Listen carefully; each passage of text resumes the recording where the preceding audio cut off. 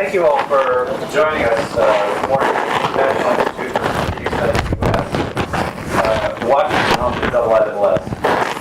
My name is Sam Karab. I'm the Senior Fellow for Russia and Eurasia at the IIS. We're honored today to be hosting three highly experienced former diplomats and negotiators from Russia and the EU to discuss international diplomatic efforts intended to address the Ukraine crisis. A paradoxical aspect of the crisis is the seeming mismatch between its severity. It is certainly the most significant threat to European security since the Cold War, and the relatively weak international diplomatic response. There have been periodic high-level phone calls, conference calls, side meetings, and summits devoted to other subjects. But the only regular mechanism in place is something called the Trilateral Contact Group, which consists of a representative of the OSCE chairperson in office, the Russian ambassador to Ukraine, and Leonid Kuchma, the former president of Ukraine, who is there in his capacity as the former president of Ukraine. Compare that to the contact group established in the Balkans in the 1990s, which is composed of high-level representatives of the United States, the United Kingdom, France, Germany, Italy, and Russia. We have three exceptionally qualified speakers here today to address this paradox and provide recommendations on what more than policymakers today might be doing from the perspective of the major outside actors in this crisis. We're particularly honored to have Ambassador Vladimir Lukin here today. Ambassador Lukin served as Russian ambassador to the U.S. from 1992 to 1994, and as an MP in the State Duma. From 2004 to 2014, he was the Human Rights Commissioner for Russia.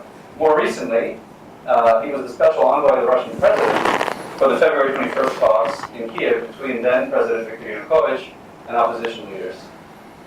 Ambassador Richard Burke will follow him.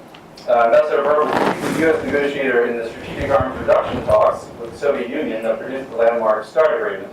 Prior to that, he served as U.S. ambassador to Germany, Assistant Secretary of State for European and Canadian Affairs, and Director of the Political Military Affairs Bureau. From 1973 to 1977, he worked for none other than the IIS, first as a research associate, then as editor of our journal Survival, and finally as assistant director of the Institute. He's now managing director of McCarty Associates, where he leads the firm's work on Europe and Eurasia.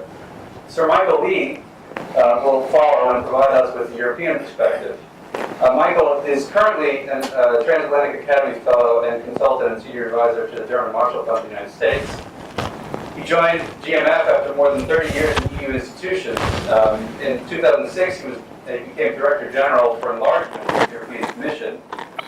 And prior to that, he served in a variety of capacities, including Deputy Director General with responsibility for European neighborhood policy, relations with Eastern Europe, South Caucasus, Central Asia, the Middle East, and the Mediterranean. And he was chief negotiator for several EU association agreements. Our three speakers today will speak for about 10 minutes per person, and then we'll open the floor to questions and discussion. So gentlemen, welcome, and thank you so much for being here today. Ambassador Lukin, the floor is yours. I consider the fact that I am called to speak the first as a next demonstration of inequality, not in favor of Russia.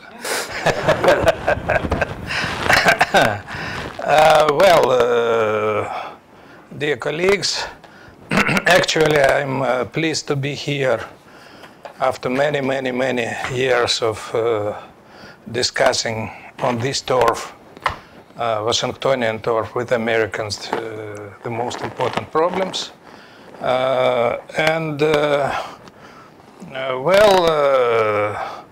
Maybe you know that I was involved in Soviet and then Russian-American relations for many years, unfortunately for me. And was first Russian ambassador, post-Soviet Russian ambassador to the United States.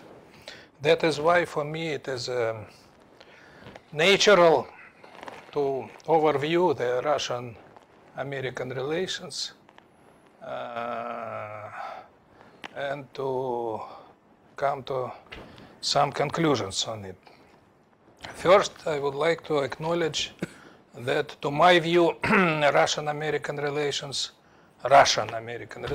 never were so bad as they are now. And the question raises, what's the main reason? When I came here in the spring of 1990, in my 1992, excuse me, there was a first public meeting here, not far from here. And I asked a question. Who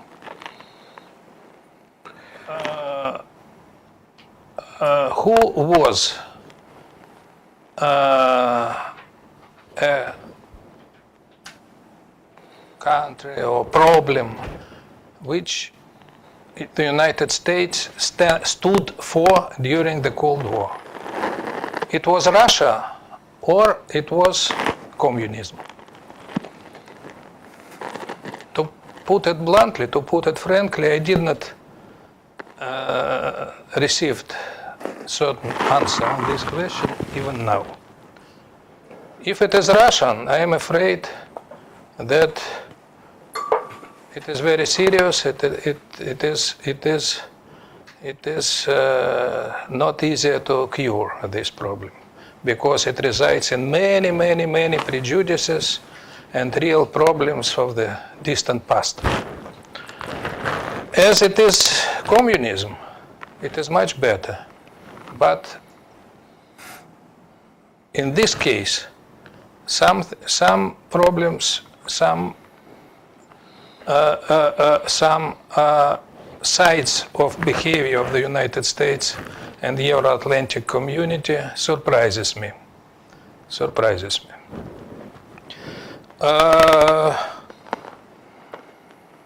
I recently read a very good book, it seems to me one of the best one, of Professor Angela Stans, which wrote recently book, The Limits of Partnership. If she is not here, I am farsighted. So take into account that I didn't see you, and it is not typical for colleague, to praise itself. And I did what nobody did with books which are presented here to me. I read it attentively, and she numbers 4 resets in our relations. 4 resets. And all 4 resets were turned by euphoria and finished by disappointment and even some irritation. What's the reason? To my view, there is built-in feature of Russian-American relations, over-personalization, and you mentioned it, I agree. Look at it. 4 resets were tightly connected with 4 Russian leaders: Gorbachev, Yeltsin, Putin, and Medvedev. To put aside Putin number 2. These 4 resets were tightly connected with 4 American presidents: George Bush 41, Clinton, George Bush 43, and Obama. Every time there were great hopes, great euphoria, and then disappointments. So, what's the problem? I think that the big problem is that we underestimated structural, objective, as Marxists used to say, substantive parts of our relations and overestimate personal parts.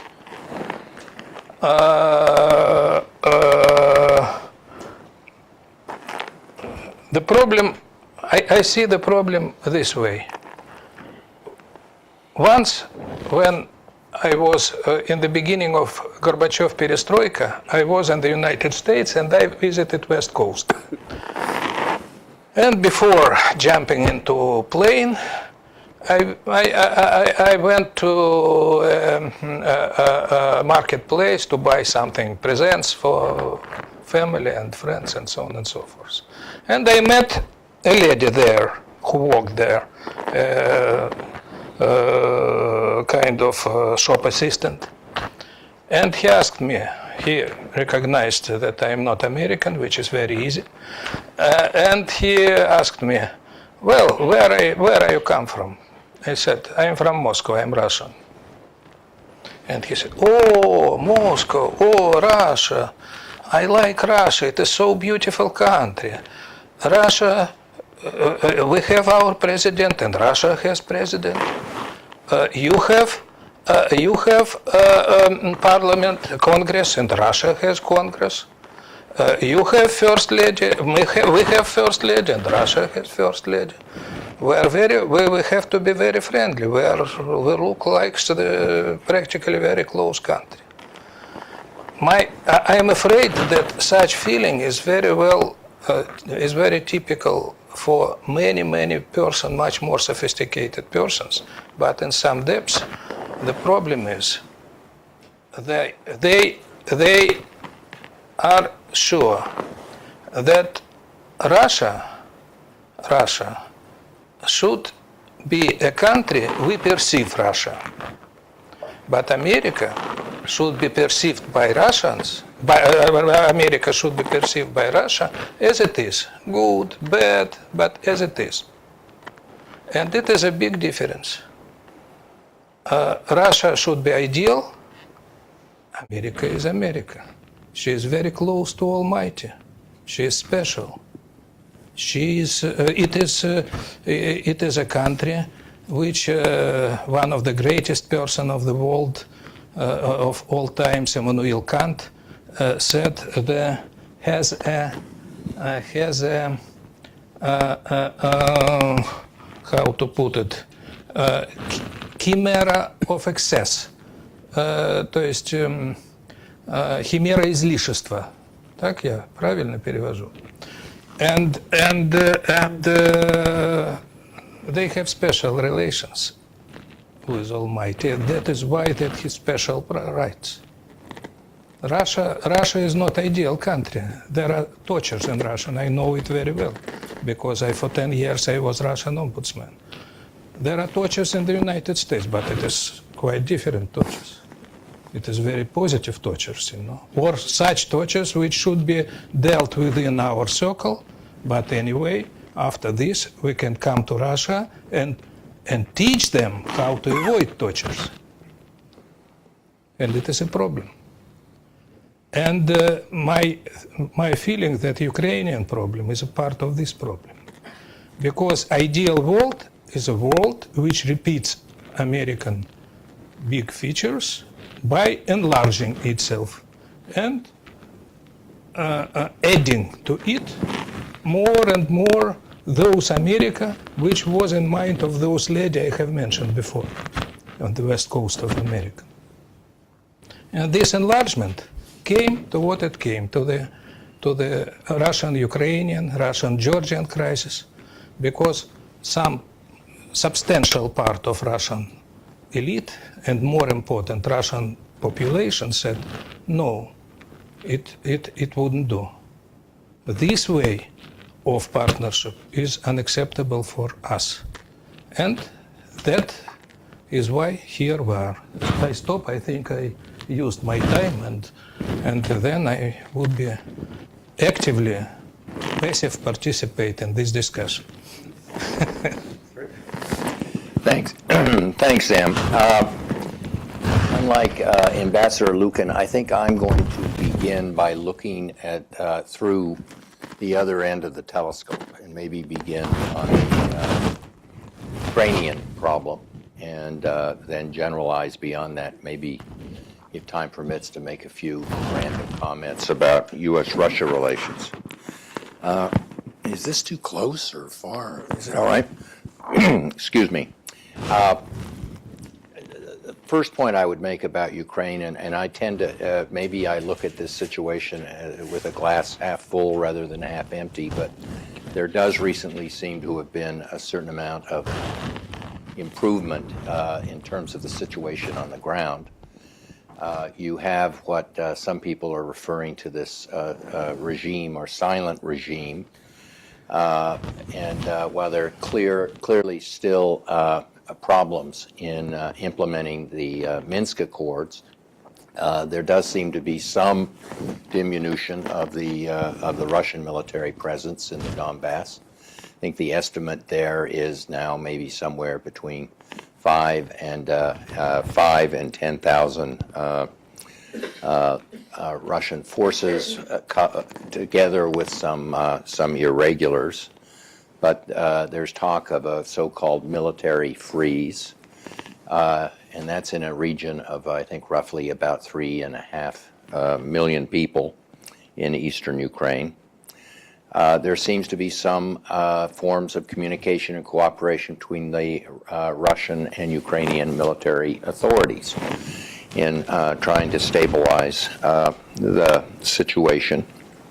And maybe here, I apologize to Angela and to Toby Gotti to be a little bit of a Sovietologist here, or what used to be called a Sovietologist.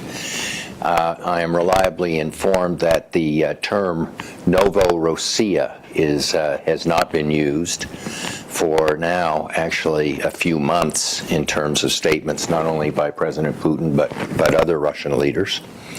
And in his speech on December 4th, Vladimir Putin referred to the fraternal Ukrainian people, which is kind of Soviet-era language, but it does reflect what I think people, some at least is being reported. Russian diplomats are talking about a new willingness of the Russian government to recognize Ukrainian territorial integrity in some form or fashion. What they're calling a single political space. So what we seem to be seeing is the formation of what might be called quasi-statelets in Luhansk and Donetsk. The Russian desire for some what they call federalization or confederalization is out there as an idea.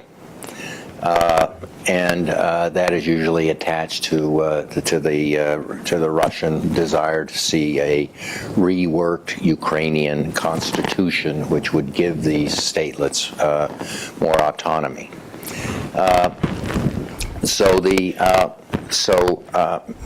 All of that seems to suggest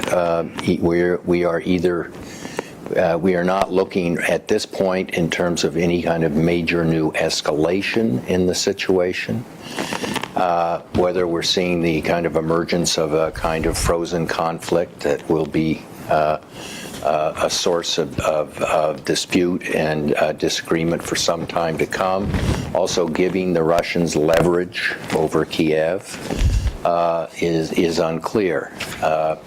Maybe the worst you could say at this point is that while the Russians, of course, are suffering themselves economically because of lower energy prices and the sanctions and other economic problems, the Ukrainians are really suffering badly, and that maybe the Russian game plan at this point is to see this very difficult winter take place, and for the Ukrainian economy to deteriorate and potentially implode, and perhaps for the Ukrainians to come to the Russians on their knees asking for help. It's unclear, but either we're seeing a stabilization, in my view, or we're seeing a different, perhaps a different strategy, where Putin is prepared to let economics rather than military escalation lead to greater influence and control in Ukraine. This weekend, of course, you had the passage of the Ukrainian Freedom and Security Act by the U.S. Congress. I think we've potentially, avoided what could be an inflammatory set of developments. The act, as I understand it, and I don't think the Senate and the House versions have actually been now configured. The language hasn't been entirely synchronized, but it authorizes the use of lethal American military aid, but it doesn't require it by the administration. So the administration has that option, but it's not asked to use it necessarily. Ukraine is not designated as a major non-NATO ally, which would have put Ukraine in the category of Israel, Japan, and Australia, which I don't personally think would have been a good idea at this stage in the crisis. It does institutionalize many of the sanctions that were adopted through executive order by the administration, but it gives the administration some flexibility on how it would impose those sanctions. So I assume that the president will sign the bill, but it will not fundamentally change the sanctions regime, and I think the administration's been successful in convincing the Congress that we didn't want to get too far out in front of the EU.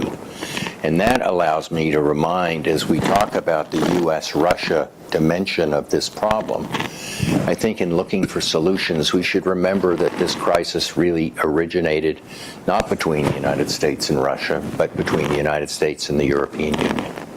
And the desire of the European Union to negotiate an association agreement, and the bidding war that then took place between the EU and the Russian government over the Russian desire for Ukraine to join the so-called Eurasian Union. I think the Europeans did, in my judgment, make a mistake, given the relationship between the Ukrainian and Russian economy at the time. It did make sense, I think, for the Europeans to sit down with the Ukrainians and the Russians to talk about what the implications of European EU association would be. But that's water under the bridge. I think that a solution here, this reminds me a little bit of the Middle East problem, or the Israeli-Palestinian problem. You can find people all over Washington and elsewhere who can outline for you what a two-state solution would consist of. It's not hard to find a settlement that would seem to make sense. The problem is getting there and getting the political will to get there. Same is true, in my view, in this Ukrainian situation. I think the elements of a solution are there. I think most of the people in this room can list them. Clearly, there does need to be an element to an agreement that recognizes and gives a certain degree of local governments and governance and autonomy to the Russian-speaking populations in eastern Ukraine. There does need also to be a very strong and clear guarantee of overall Ukrainian sovereignty and self-determination. There has to be some kind of understanding about Ukraine's future alignment in the broader security architecture of Europe. And that, in my view, means that Ukraine is free to develop ties both with the European Union and with the Russian Federation. But it also means, in my view, that for the foreseeable future, Ukraine would not become a member of NATO. There are additional, I think, understandings that could be reached. For me, the question is there seems to be an inability or an unwillingness of both sides to reach that agreement. We've got a diplomatic deficit. And I try to scratch my head on occasion to ask myself why both sides have failed to come forward with ideas.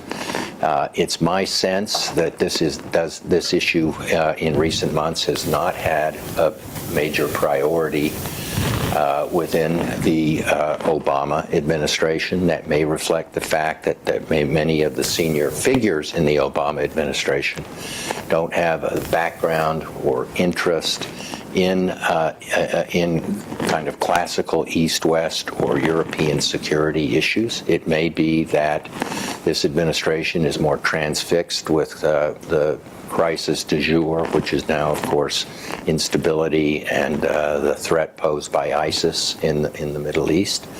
It also may be that in an unspoken or unsaid way, the administration has decided to let the Europeans address this problem, mainly in the form of asking Berlin to take the lead in finding a solution. And I think it's well known that any of the Western leaders that have addressed this problem, Angela Merkel has talked repeatedly with Vladimir Putin about this issue. It's not clear to me to what extent that she has felt that she has the ability to kind of work on some of these elements of what would be a solution here. And it may well also be that the Russian side, hoping that they can play for time, that their regional military superiority coupled with the crisis, the economic crisis in Ukraine, and Ukraine's persistent inability to reform its own economy and to come to grips with corruption should lead the Russians not to, at this stage, make any important concessions and compromises, believing that in the end they will end up as the dominant power. I don't have the answers to that question, but I will say, just in closing, that I don't disagree with Ambassador Lukin on the degree to which American exceptionalism has perhaps created problems in the broader U.S.-Russia dialogue.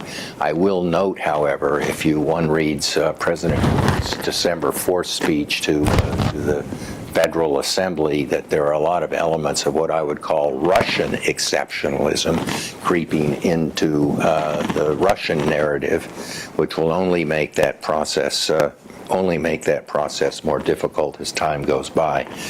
One last statement is I think the Russians are continuing to talk about security architecture in Europe, and I think that this is not a new idea. President Medvedev, when he was president, I think raised this idea several years ago. I don't agree with some people at Brookings who recently argued that, we should think about NATO not having a role in Europe any longer. It should be an out-of-area institution. I don't accept that. NATO still has, obviously, in my view, an important role to play in terms of European security going forward, but it doesn't have an exclusive role to play in terms of European security going forward. I was a little bit surprised 4 or 5 years ago when Medvedev raised this idea that Europeans and the Americans didn't take a harder look at this issue, and maybe in the process of trying to reach a diplomatic settlement on Ukraine, we can start being a little more creative and thinking organizationally and institutionally about European security in a broader geographical context. Thank you, Rick. Michael? Well, thank you, Sam. I'm not sure if gratified is the word, but when I heard Ambassador Lukin's presentation and noted that he did not mention the European Union, I thought, well, at least we're not part of the problem. But Rick has, in fact, recalled... When you admit us, we will mention it. Okay. Rick has recalled that indeed the European Union has played a role in the course of events in Ukraine and Russia. And as a former EU official, I would like to recall just a couple of details of this, because there's a narrative which the ambassador did touch on in the US context when he spoke about expansion or enlargement of the US presence or the NATO presence. But part of the Russian narrative to explain events is also about expansion of the EU, and the perception, at least, that it's been the goal of the EU to expand into an area that some in Russia, at least, perceive as their sphere of influence, and that the course of events, to some extent, flows from that. I noted just today a report that Prime Minister Medvedev has just commented that he doesn't think that the European Union will be open to Ukrainian membership. Well, thank you very much. I could have told him that before the whole sequence of events began. And if that had been perceived in Moscow 2 or 3 years ago, perhaps it's our fault. Perhaps there's a communication issue here. Perhaps, as Rick said, one should have engaged more intensively in a discussion with Russia about our common neighborhood. But just to recall extremely briefly a couple of points. First of all, the association agreement that was mentioned was negotiated and devised first and foremost from an EU perspective to prevent Ukraine from applying for membership in the European Union. After accession of Poland and 10 other countries in 2004 and Romania and Bulgaria in 2007, there was no appetite whatsoever, and there is not today, as has been confirmed by the new Commission President Juncker, to see a further expansion of the European Union within the conceivable future. And the association agreement was conceived of as an alternative to membership. And one of Mr. Yanukovych's problem, or alleged problems with it, in the period when it looked as though he was reflecting on whether or not to sign, was the argument, or at least the pretext, that it did not offer a membership perspective to Ukraine. To be sure, some in the European Union, particularly in Sweden, in Poland, in the Baltic states, would have been ready to offer such a perspective to Ukraine. But the EU as a whole, 28 member states, never did. And enlargement fatigue had taken over, and the very thought of biting off a chunk of Europe as problematic and as large as Ukraine would have been the most negative thought for all member states. That's point number one. The EU did not aim for membership for Ukraine. Point number two, the narrative that the European Union was somehow or other asking Ukraine to choose between Moscow and Brussels, also completely misleading. The ambassador didn't make that point today, but it has been made, and it entered in the narrative, and perhaps the Europeans were not active enough in countering it. But the association agreement, as negotiated, was entirely compatible with Ukraine's existing free trade agreement with Russia in the CIS context. It was not compatible with the Eurasian Customs Union, to be sure, but it was compatible with Ukraine's existing FTA with Russia. So when this process began, way back in 2003, 2004, the EU also suggested negotiations of a new partnership with Russia. Russia wanted a strategic partnership with the EU, and basically we spent 10 years trying to negotiate such an agreement. But there was no meeting of minds, and Russia's view of this relationship was not the same as that held by the member states. And these negotiations in the end proved fruitless. Nonetheless, the EU supported Russia's application to join the World Trade Organization. And in fact, on exactly the day when Cathy Ashton signed for the EU's agreement on Russia's accession to the WTO, the Eurasian Customs Union was launched, which in some respects is incompatible with Russia's WTO commitment. So I think, sometimes the EU should be taken at its word. It is very largely a kind of technocratic organization. The goal proclaimed 10 years ago vis-à-vis Eastern Europe was that the EU basically wanted a neighborhood where there would not be problems stemming from organized crime and corruption and other problems spilling over into the EU. The EU basically wanted to strengthen security and stability along its borders. And this was really the goal in coming up with the association agreement, and no more than that. The EU also took at its word the fact that Ukraine is a sovereign state, is recognized as such by all international organizations, countries around the world, and that if it seemed as though different Ukrainian governments wished to enter into this kind of negotiation with the EU was ready to do this. And the goal was essentially to support, and remains to support, modernization and development in Ukraine in the hope that the country will be stable and will not be a black hole, basically, on the EU's border. That is something that would cause concern. Now, when the series of events that we're all only too familiar with began, I mean, how, broadly speaking, has the EU reacted? It was most reluctant to be drawn into the sanction story.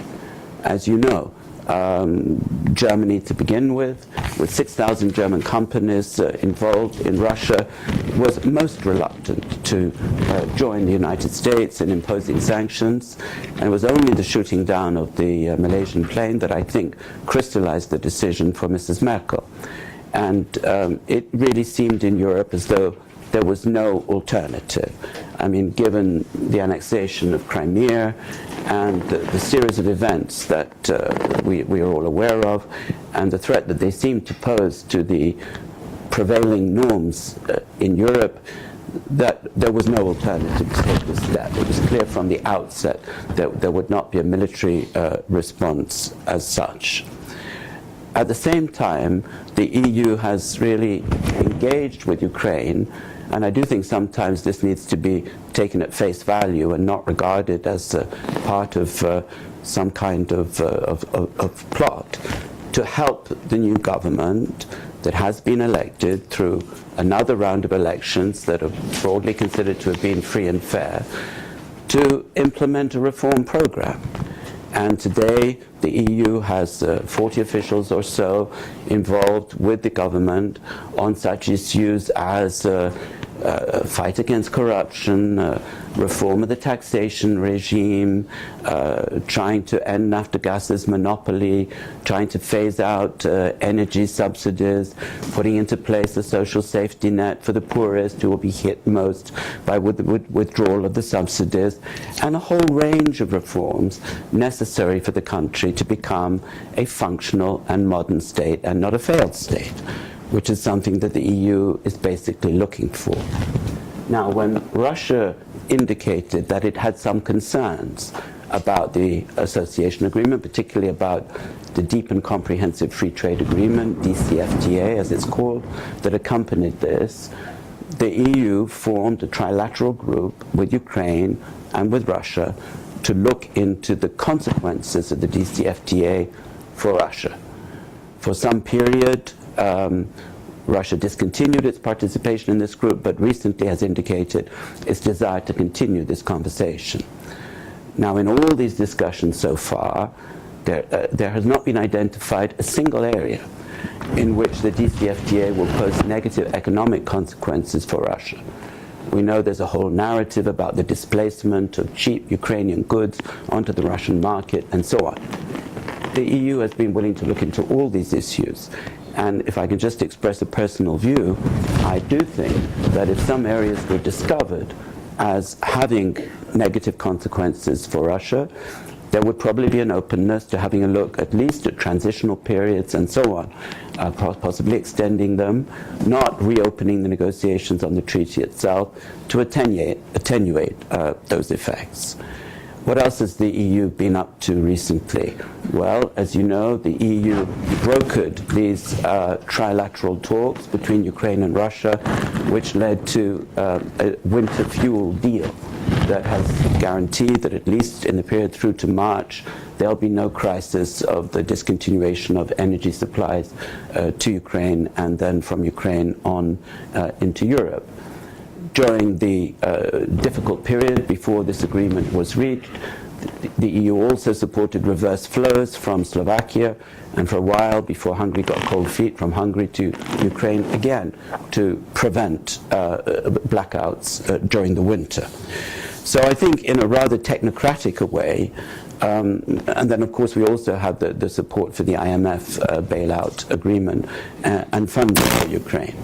So the EU has done what it could during this difficult period to try and stabilize the situation and to encourage the authorities in Ukraine to pursue a genuine reform strategy. And we don't underestimate at all the magnitude of the challenge and all the problems within the country that need to be overcome. Where do we go from here? I think the more political negotiations clearly are being conducted by some of the EU's member states, not by the EU institutions as such. I think if we can build on the Minsk agreement, if the present relative calm that Rick referred to can lead to a more long-term de-escalation, if in the end there can be some kind of understanding between Ukraine and Russia along the lines that Rick mentioned, including elements of decentralization that I think would be of great interest also in the west of the country and throughout Ukraine. In the west, for example, they really see themselves developing a technological capacity, a Silicon Valley outside Lvov. I think they'd be only too happy to move towards some kind of confederal or federal arrangement. The EU is ready to advise on constitutional issues, of course, based on the situation in some of our own member states as well, the importance of Russian as an official language. And if there is a general de-escalation, if the situation develops in such a way that there can be an exit at some point from the sanctions regime, I think it's quite apparent that the European Union would be ready to engage with Russia, both in a dialogue about our common neighborhood, and even, which until now has not been really on the table, the possibility at some stage of the EU engaging with the Eurasian Customs Union, which has been very consciously based in its structures on at least the economic aspects of the European Union. So the EU then has been a reluctant partner in the sanctions, but one that felt in the end that there was no choice. The EU over a 10-year period has sought to engage with Russia, supported Russia's WTO membership, and on the whole would like to see Russia becoming a more active part of the rules-based international system. The policy towards Ukraine has not been based on enlargement, expansion, encroachment on what Russia perceives as its sphere of influence, but rather on support for the Ukrainians' own desire for modernization and development, and this remains the picture. Thanks. Thank you, Michael. Thank you to all three of you. Before we open it up, I'll take the opportunity to ask the first question. Ambassador Lukin, Ambassador Burke laid out a vision for how this conflict might end. He described a number of elements that might be part of a solution. And I'm not going to get into the details again, but I wanted to know what your reaction was to that, and what your vision is for how this how the conflict how the crisis might come to an end, or how it should come to an end. Well, I have a feeling that something is stirring, something is going on already. I think that my intuition tells me. First, I would like to underline that I am a private citizen, and what I am telling now, it is no more than my private view. Yes, as a matter of fact, I was asked by President for 2 times to visit different part of Ukraine and to deal different things. In February to participate in talks, and in May to try to set free people from OSCE who were kept in Slavyansk. And in first attempt was less than successful, second was successful. I'm not so cruel to say that I would prefer things vice versa, you know. Well, something is beginning to come to the more reasonable way, to negotiations. My intuition tells me that there are more talks now behind the surface, behind the official proclamations, exclamations, and so on and so forth. And tone of criticism has begun to somehow to get diminished, I would say. But it is an environment. As far as substance is concerned, well, of course, important things should be done. The strict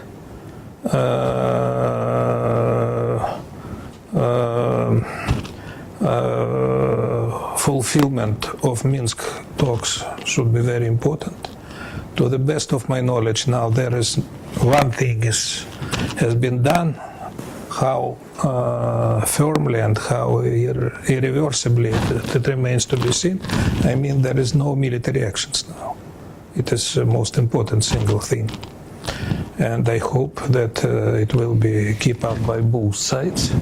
Behind this, there are many difficult struggle, internal struggle on one side and on the other side. I mean Donetsk and more broader than Donetsk, on what to do next. And since nothing is being done next, it is very positive. And that is why I only pray that Minsk agreement should be fulfilled. And it is of course important. Then many difficult problem begins, and those difficult problems are divided in my view, on two parts. Such problems which could be resolved, and such problems which is impossible to imagine how they could be resolved by now.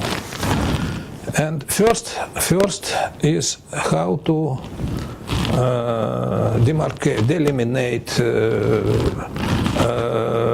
drag away both parts to strengthen peace situation of no military actions. It is important, and it is not easy, because both under the general leadership of Kiev, there are many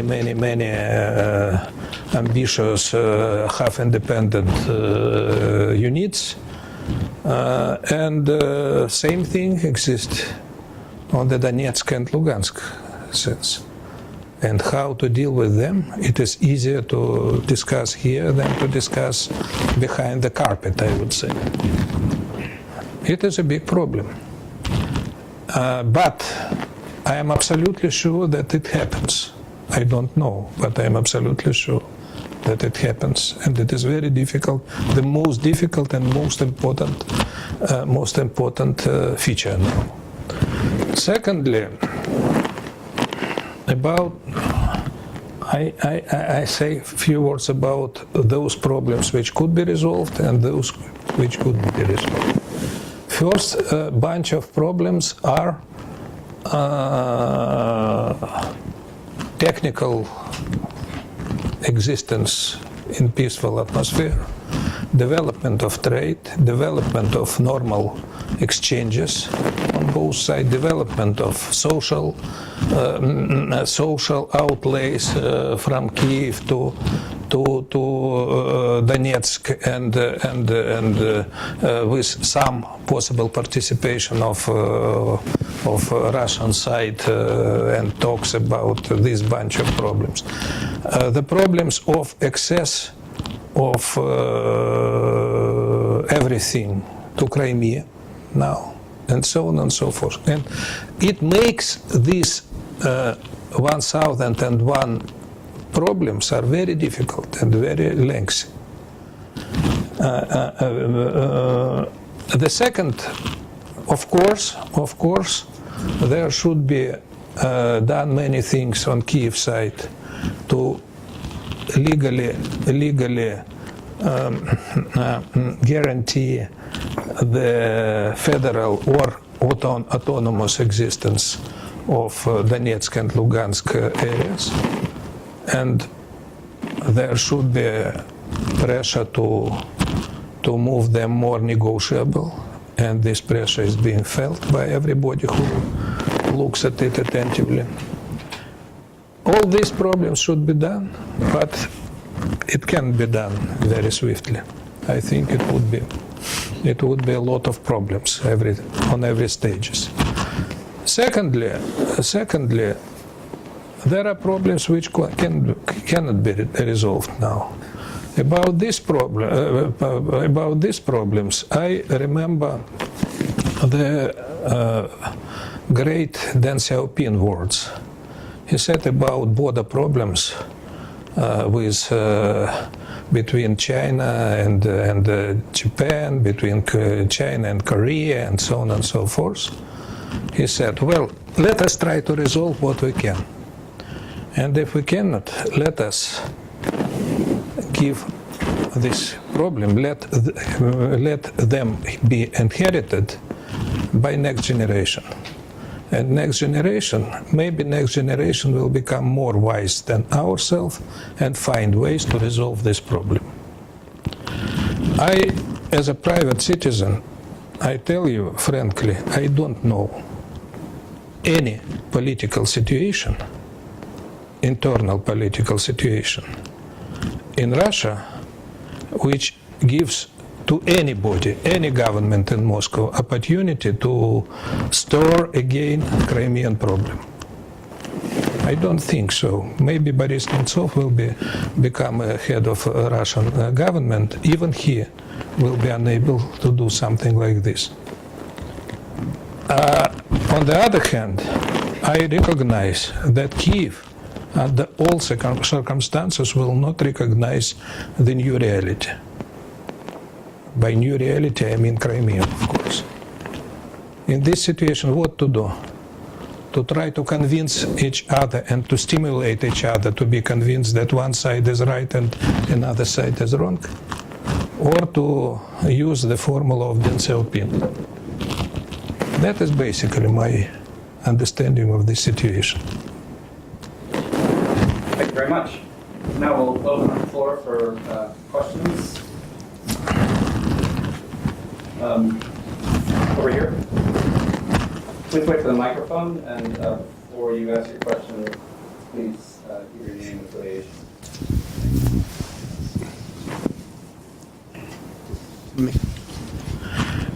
I'm a proponent of equality. The next question is not to me, but my colleagues, I think.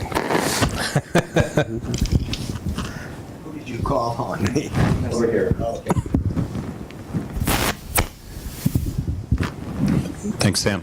I'm Jeff Mankoff with the Center for Strategic and International Studies, and I will commit to equality by asking a question, primarily from Michael Lee. I largely agree with Ambassador Burke's analysis that one piece of the Russian strategy seems to be to let the economic troubles in Ukraine take their toll and see if at some point a kind of fatigue sets in on the part of the Europeans and the United States. Already there's been a fairly substantial amount of money that's been put into Ukraine on the part of the IMF, on the part of the EU, and to a lesser degree on the part of the U.S. Correct. But despite that, Ukraine still has these very serious economic problems. I know the IMF estimated about $19 billion additionally could be needed. The figure I've seen more recently is a little bit lower, but it's still well north of $10 billion. And that being the case, I guess my question is, what is the debate in Europe? How much willingness is there to commit that kind of additional financial resources to Ukraine to prevent the kind of economic collapse that Ambassador Burke warned about? I think the Europeans are taking it step by step, and they haven't really debated at this stage their willingness to contribute another 15 billion euro, whatever it may be, to a second bailout package. And they're concentrating more on the short term. And there is a lot of technical assistance, financial assistance going in, but not enough to save the country next spring, for example, from a possible default. That's clear. And there will be reluctance to come up with this kind of funding. It won't be easy at all. But if you ask me to make an educated guess, I think when push comes to shove, if there's another IMF package mooted to which the international community in general are indirectly contributing, I think the EU will not want to see Ukraine go under. Next question? Over here.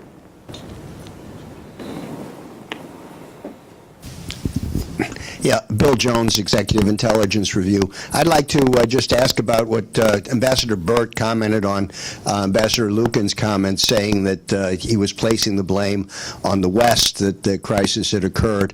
And it's generally understood or generally said here that the Russians are a little too paranoid about what the West was doing and overreacted. But if you look at what happened over the last few years in terms of the expansion of NATO right to the border of Russia, I think anybody looking at the situation from here or from Russia would begin to get a little bit worried about where things were going. And then when the Ukrainian situation developed and you had a general move to overthrow the elected leaders, you had Newland going in there passing out cookies to help the process a little bit. It seemed to me, and it was clear at the State Department when these questions came up, that it seemed to be a little bit of overkill. This was not business as usual. And I think to neglect the fact that the Russians have reacted, I think, rationally to what was just a more extreme and aggressive policy on the part of the West, I think is missing the point entirely. And if you'd like to comment on that again, you can do so. And Ambassador Lukin, I think, was correct in his estimates here. Well, I think rather than to call Western policy extreme and aggressive, as you just put it, I think I'd probably be tempted to maybe call it more befuddled. First of all, I don't disagree with Michael's excellent description of the EU piece of this and the way they approach this problem, but I also agree with those in Europe who also say that this was handled in a kind of bureaucratic fashion. Never, the whole Eastern Partnership, for a variety of reasons, was never given the kind of strategic importance that it should have been received from senior people, both in capitals and in Brussels. So, I think there were some mistakes there. There were certainly mistakes on the U.S. side. They began, in my judgment, at the 2008 Bucharest summit, when you had a Bush administration who came into town wanting to get both Ukraine and Georgia admitted to NATO. Mrs. Merkel stopped the Bush administration from jumping off the cliff at that point, but that led then to agreement to language that somehow convinced some people that Ukraine was going to continue to be a candidate for membership and so on. And so it's never been clear to me whether, I hear different stories, whether Victoria Newland was handing out buns or cookies or what she was handing out. It is interesting to me, though, and that for me, as somebody pointed out as a former journalist, that famous leak, which was apparently collected by the Russian security services or whatever, that got so much attention from her phone call with Ambassador Pyatt, was what people in Washington and Europe focused on was her language in describing the European Union, and that got all the attention. But that wasn't, in my view, the purpose of the leak. The purpose of the leak was her discussion with the ambassador about all of this sort of wheeling and dealing about who was going to make up the new Ukrainian government, because what the Russians wanted to portray was, here are the Americans, those evil people working behind the scenes, trying to manipulate this new Ukrainian government. This is where you get a real clash of narratives. We in Washington are besotted with this sort of notion of young people using Twitter and social media, bringing down authoritarian governments and power to the people. And whether it doesn't matter whether it's in Tahrir Square or in Tripoli or in Kiev. And the Russians, of course, their narrative was this was a coup engineered by the Americans and their NATO allies. And until or unless it seems to me that we're able to be a lot to develop a little more sophisticated political dialogue amongst ourselves, we're going to have this clash of narratives and this creation of myths, of political myths on both sides of the dialogue. So we have time for one more question. Someone caught my eye before these hands went up. I apologize. In the front row. And then I'll give all three of our panelists an opportunity to respond. Angela, yes. Thank you. Angela Sten, Georgetown University. Thank you very much, Mr. Ambassador, for your kind words about my book. I had a question for you. I agree with you that there are some issues that cannot be solved and may be solved by the next generation. You talked about Crimea, but I wanted to ask you about the situation that Ambassador Burke described, which is the developing frozen conflict in the Donbass region, where it's going to make it almost impossible for the government in Kiev to establish its control over the whole of its territory. Do you think that this is also going to be an issue for the next generation? Do you see this going on for years?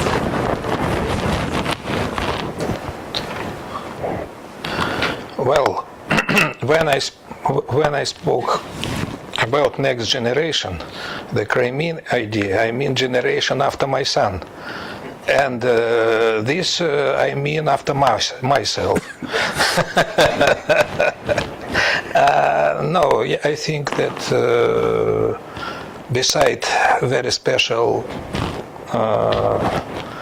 history with Crimea, I don't want to discuss this history of this to begin with Ottoman Empire and the Crimean Khans and so on and so forth, and where was legal, what was illegal. I put aside it. I will say what I said about Crimea. I stick to it. As far as beside Crimea, I did not hear from our government that they do not recognize the territorial integrity and sovereignty of Ukraine. It is absolutely clear, and it is repeated from time to time, from speech to speech. That is why I recognize that this problem should be resolved, and should be resolved by patiently, without any rush, but consistently. And I think this process has begun now, with all difficulties, including internal policy difficulties. That is my understanding, my personal understanding of the situation. I would like to comment a little on what my colleague, friend and neighbor just said. You know, it is another what I repeated, Kant as a excess, as a chimera of excess. It is very difficult. Of course, Russia is a great power. Don't exclude it from this illness, I would say. But look at this situation from the last year and the beginning of this year from the Moscow angle, from the Red Square. And you see that Yanukovych, very questionable president, of course, is legitimate president of Ukraine, recognized as legitimate by everybody, including governments of persons who sits here. And he conduct their very contradictory policy, but everybody recognize him. And when Maidan has begun, there are talks on how to tackle this problem with legitimacy and so on and so forth.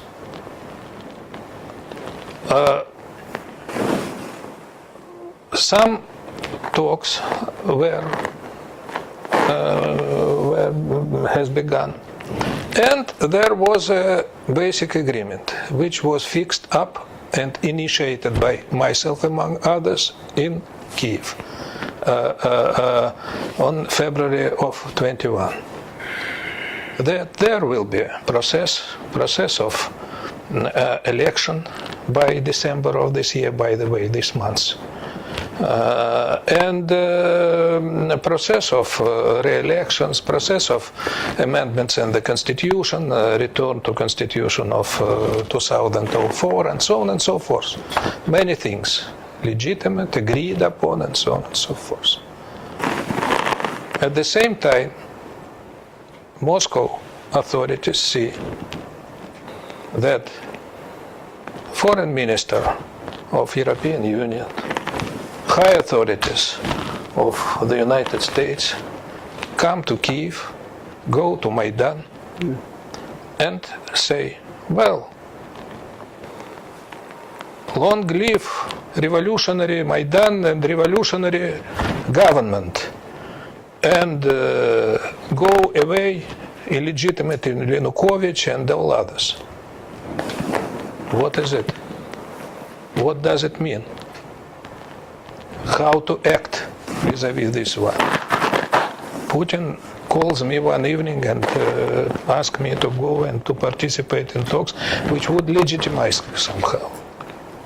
We agreed with three other foreign ministers agreement, and I initiated it in the evening. And then I, of course, reported to Moscow. And they thought a lot and think, are you sure that it will be fulfilled?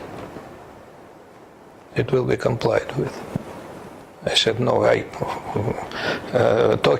having discussions with Yanukovych in the intervals and others, I cannot swear solemnly that it will be fulfilled. Okay? So, final decision after certain hesitations were not to sign it, because there is no guarantees. And what happened on the next morning? Maidan occupied residence of Yanukovych. Yanukovych ran away, despite all our advice. I assure you that there was advices, because one advice came from me to stay and to comply with this agreement. My two friends of that night, Mr. Yatsenyuk, Mr. Tighnibok, and Mr. Klitschko, which is the most dangerous single person, of course. They said, well, we are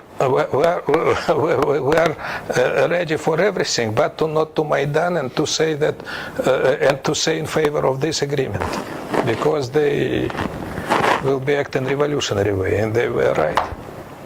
Yatsenyuk spoke, and he lost his popularity temporarily because he tried to advocate this agreement. What happens? How Moscow had to react on this? It was an illegitimate revolution, openly and visibly, televisibly supported by leaders of the United States, very important persons. No criticism about Viktor Newland, my president. I ask you, because she was a younger officer of our embassy who helped me to collect my belongings and to go to the United States in my capacity of ambassador. I personally attached to her.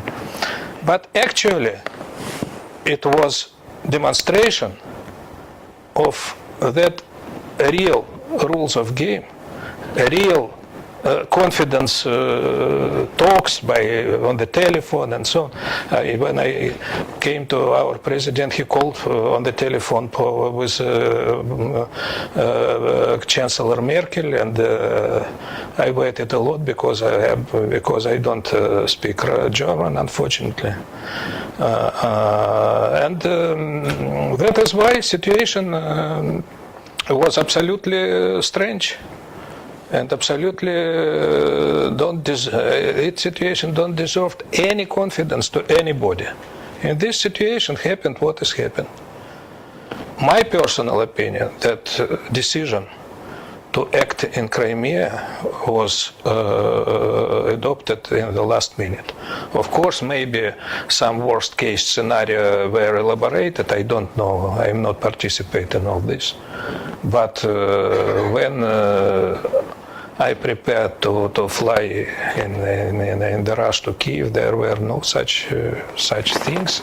I never heard them. That is, excuse me for my long intervention. Well, for the sake of equality, then, we'll have given you the last word, Ambassador Lukin, today. Last word? And where I should be executed? I forgot that I'm in the country where capital punishment is not abrogated. Not. Thank you for that reminder. And thank you. Let's now all thank all three of our panelists for a very stimulating discussion.